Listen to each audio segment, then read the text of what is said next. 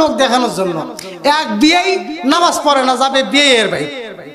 এখন তার স্ত্রী বলতেছে যে তুমি নতুন বিয়ের বাড়িতে যাইতেছো, মেয়ের বাড়িতে, সেখানে যাই কিন্তু নামাজ পড়বা। কে বলেছে? স্ত্রী স্বামীকে বলতেছে তুমি যাইতেছো মেয়ের বাড়ি, যা সেখানে নামাজ পড়বা, না হলে বিয়ে বিয়ে কি বলবে, এলাকার মানুষ কি বলবে। ঠিক আছে, যায় গেছে, যা এখন জোহরের নামাজ অনেক আগে হয়ে গেছে, তারা তো নামাজ পড়ে না, জামাত কয়টা সেটাও জানে না।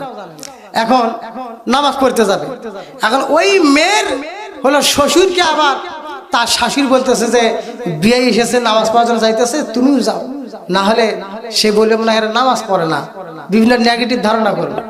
এখন পাঞ্জাবি গায়ে দিয়ে দুই বিয়ে গেছে নামাজ পড়ার জন্য, যা দেখেছে মসজিদে জামাত তো হয়ে গেছে বহুত আগে।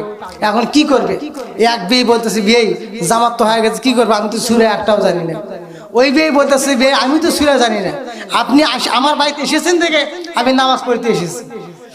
ওই বিয়ে বলতেছে বিয়ে আমিও তো নামাজ পড়ি না, আমার স্ত্রী বলেছে যে মেয়ের বাড়িতে যাইতেছে, যা নামাজ পড়বা। তো ওতে আপনিও সূরা জানেন না, আমিও জানি না, আপনি নামাজ পড়েন না, আমিও নামাজ পড়ি না, ওতে দুইজন সিগারেট খাওয়া বাড়িতে যাই। এইরকম নামাজি আছে না নাই বলেন?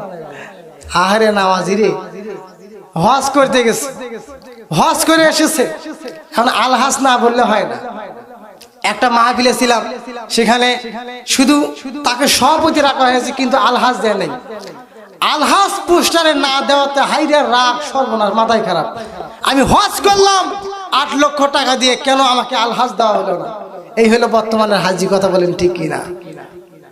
সম্মানিত হাজিরিন, কি করব? এটাই হলো সমাজ, এটাই বাস্তবতা। অথচ আল্লাহ পাক রাসূলকে বলতেছে, হে রাসূল আপনি বলুন আমার নামাজ, আমার কুরবানি, আমার হজ, যা কিছু আছে সবকিছু আল্লাহর জন্য। আজকে কুরবানি হয় লোক দেখার জন্য, কথা বলেন ঠিক কিনা? আজকে আপনারা দেখবেন কুরবানির সময় আসলে কি হয়, 15 লক্ষ টাকার গরু কিনে, এরপরে মিডিয়া নিয়ে এসে ভিডিও করে যে কত টাকা এই গরু কে কিনেছে, বলতেছে উমুক তালুকদার, উমুক জমিদার, কত লক্ষ টাকা, 15 লক্ষ টাকা দিয়ে ক্রয় করেছে, সেইটা জবাই হবে। এইরকম লোক আছে না নাই বলে?